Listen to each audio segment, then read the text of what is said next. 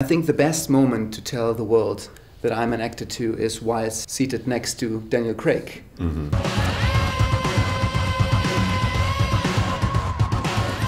What are you doing? You're auditioning, is that what you're doing? Yeah, actually, yes, later on. Oh, okay, right. Because, right. Of course... Just so I know. Yeah. The original title is Men or Men Who Hates Women. Yeah, great title. I wish we could have used it, but... Do you think it's a better title? No, I think there is a lot of the kind of sexual politics and socioeconomic kind of underpinnings of the novel that had to be sort of cleaved away in order to you know, make a 2.5-hour movie. Ich brauche Ihre Hilfe. Wobei? Ein Geheimnis zu lösen. Das ist Harriet. Jemand aus der Familie hat Harriet ermordet und versucht, mich seit 40 Jahren in den Wahnsinn zu treiben. You're an English gentleman, so I believe you that you didn't see the movie, the first version.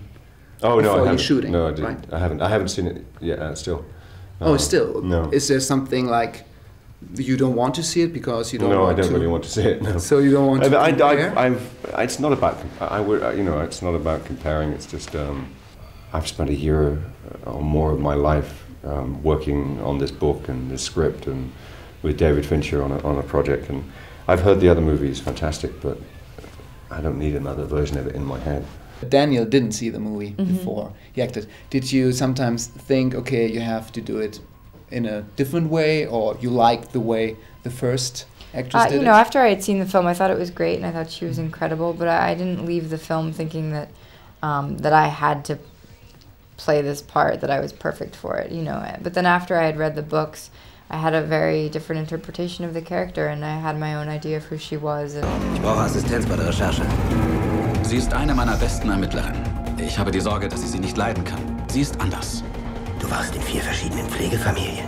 Du hast wiederholt gewalttätige Straftaten verübt. Seit ich 10 bin, kümmere ich mich um mich selbst. Der Staat hat sich um dich gekümmert. I saw the first version like a week ago, and like 1 hour ago I saw your version, and it's very great, and it's completely different. Oh, so if you like the first movie, you should this movie, and if you like your movie, maybe you should think about to see. Look, you know, in an ideal world, it would be that if you've seen the first movie, or you've read the book, or you've seen our movie, that you might go back and read the book and see the other movie. So I think everybody wins. It's you know, what was essential for me was that these are great stories and dealing with very adult subject matters and very important subjects, and the chance to make a sort of Hollywood movie, for want of a better term, about these stories is you know, it's very important. Actually, I've heard that the wonderful Kathleen Kennedy pitched it to you. The very wonderful, yeah. No, we had been working on a movie for about 6 or 7 years at that point in time, and she said it's about a bisexual motorcycle riding hacker who lives in Stockholm, who fights Nazis and misogynists. And I said, Kath, no, we just push this rock up a hill. Like, dude, give me a break. So what was the most challenging scene for you in the movie? I couldn't pick one. Okay. And do you have a favorite scene?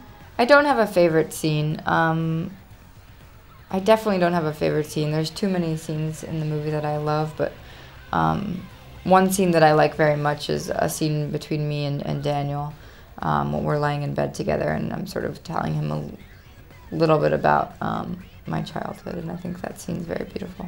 We're not making this for minors, for young audiences. It's for adults, and they have a choice to go and see it. They want to go and see it, but expect to be kind of moved by it.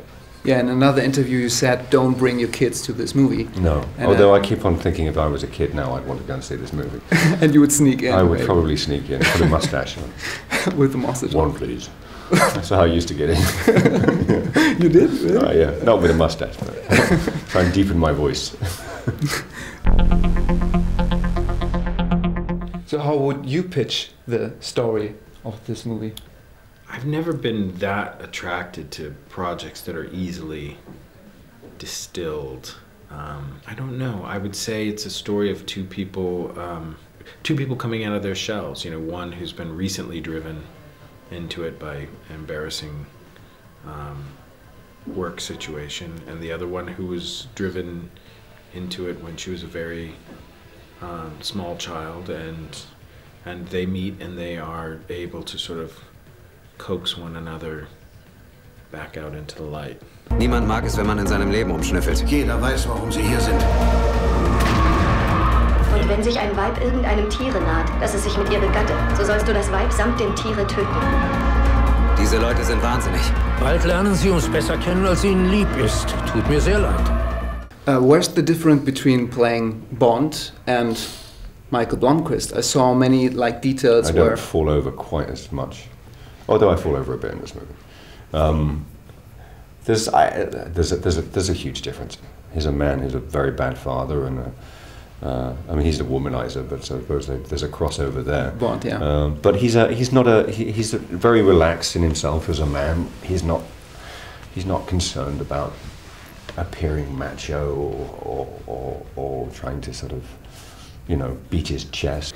I've heard of Rooney Mara, a very weird casting story, that she was asked to get drunk. Well, that's not exactly the one of the problems that people had with Rooney is she's very pretty and she's very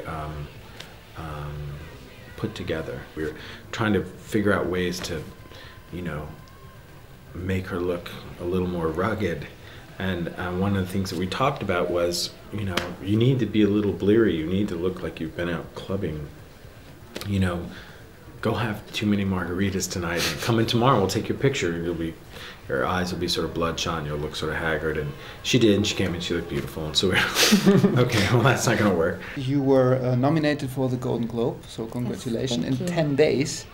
And are you scared of Ricky Gervais? Because no, he's I'm hosting not. it. I think he's hilarious. I would be very honored if he said something horrible about me. What could he say? What are you expecting? I don't know. I'm sure. I don't know that he will, but I mean, I wouldn't be offended by it. Okay, so I have some words. Maybe you say the first thing you think. Mm-hmm. Stockholm. Cold. Religion. I don't know. Remakes. Remakes? This is hard. Yeah, it's hard. Yeah, I know, I'm sorry. Female roles in Hollywood. Female roles in Hollywood.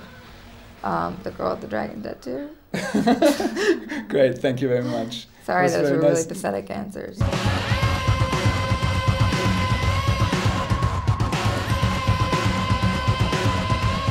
What is this? This is me with long hair. This is you? Yeah, most of the time. You should have worn that headband today. Yeah, but you wouldn't.